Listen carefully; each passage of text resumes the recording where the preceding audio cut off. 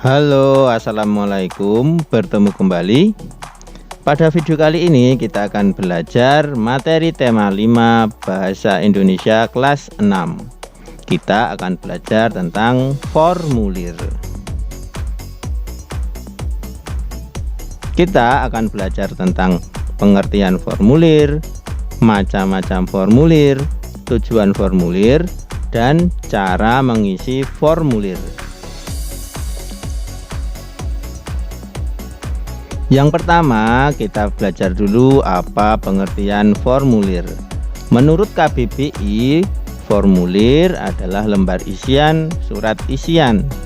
Jadi dapat disimpulkan bahwa formulir adalah lembar isian. Arti lainnya dari formulir adalah surat isian. Contohnya, formulir yang telah diisi harus diserahkan kepada bagian pendaftaran. Macam-macam formulir, yang pertama yaitu ada formulir pendaftaran, kemudian ada formulir kartu anggota, formulir setor atau tarik bank, kemudian juga ada formulir daftar riwayat hidup, dan juga formulir surat pernyataan, serta masih banyak yang lainnya jenis-jenis formulir. Contoh formulir pendaftaran. Nah, formulir ini biasanya digunakan ketika kalian atau ketika seseorang ingin mendaftar pada kegiatan tertentu, misal pada kegiatan penerimaan siswa baru atau pendaftaran kegiatan lomba. Nah, biasanya yang diisi adalah identitas, kemudian juga alamat, dan informasi yang lainnya. Kemudian formulir kartu anggota adalah formulir yang harus diisi ketika kita ingin mendapatkan kartu anggota tertentu. Misalnya apabila kita ingin mendaftarkan KIA atau kartu identitas anak, maka kalian harus mengisi formulir sebelum KIA itu diterbitkan. Nah, KIA itu akan diterbitkan berdasarkan formulir yang telah kamu isi sebelumnya. Ada foto, ada nama, ada nomor induk, kependudukan ya. Kemudian juga ada asal sekolah dan informasi yang lain. Kemudian formulir setor atau tarik bank. Nah, tentu kalian sudah pernah ke bank. Ketika kita di bank, ketika kita akan menarik tabungan kita atau ketika kita ingin menyetor tabungan kita, maka kita harus mengisi slip atau formulir yang sudah disediakan. Nah, cara mengisinya biasanya kita menuliskan nama, kemudian nomor rekening, kemudian juga nominal uang yang ingin kita tarik atau ingin kita setorkan. Kemudian daftar riwayat hidup. Daftar riwayat hidup adalah daftar yang berisi tentang riwayat hidup seseorang. Biasanya berisi tentang identitas, nama, tempat tanggal lahir, alamat, kemudian juga ada riwayat pendidikan, kemudian bisa juga terdapat riwayat pekerjaan atau organisasi.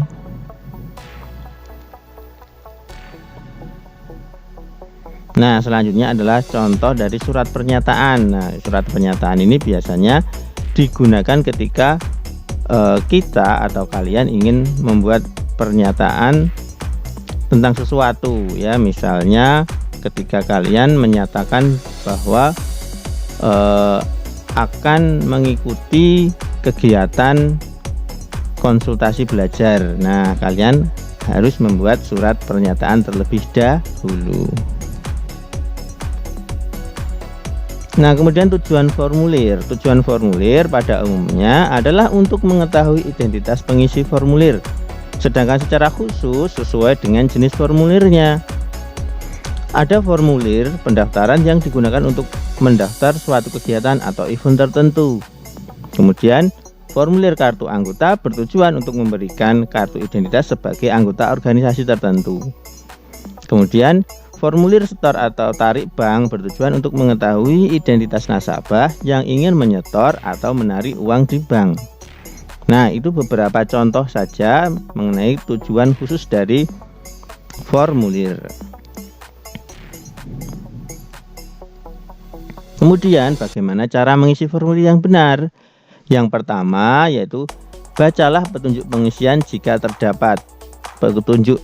Nah, tujuannya adalah supaya identitas yang kita berikan itu sesuai dengan apa yang diinginkan atau sesuai dengan apa yang harus diisikan pada formulir tersebut. Yang kedua, isikan data yang sesuai atau yang benar. Jadi kita tidak boleh memalsukan identitas atau dengan sengaja mengisi informasi yang salah pada formulir. Kemudian memperhatikan bentuk jawaban yang diminta. Beberapa formulir mempunyai bentuk informasi yang berbeda-beda. Maksudnya ada formulir yang kita mengisi titik-titik. Ada juga formulir yang kita diminta untuk mengisi kotak-kotak kecil. Ada juga yang meminta kita untuk mencoret salah satu, mungkin juga ada yang melingkari atau memberikan tanda centang. Nah, kalian harus perhatikan ya, jawaban yang diminta itu seperti apa. Kemudian yang terakhir adalah kita harus mengecek kembali sebelum kita serahkan formulir tersebut. Kita harus membaca kembali dari awal sampai akhir untuk memastikan bahwa informasi yang kita berikan adalah informasi yang benar. Nah, itu tadi mengenai informasi formulir. Nah, kalian boleh mencari tambahan informasi dari sumber yang lain, dari video yang lain, atau dari bertanya dengan orang lain. Nah, tugas kalian, bukalah buku tema 5, kemudian kalian kerjakan tugas berikut. Jawablah pertanyaan pada halaman 12-13 dan halaman 29 sampai dengan 30. Jangan lupa difoto, kemudian kalian unggah di Google Classroom. Oke, demikian tugas untuk hari ini. Semoga bisa membantu kalian belajar. Pak Guru akhiri. Wassalamualaikum warahmatullahi wabarakatuh.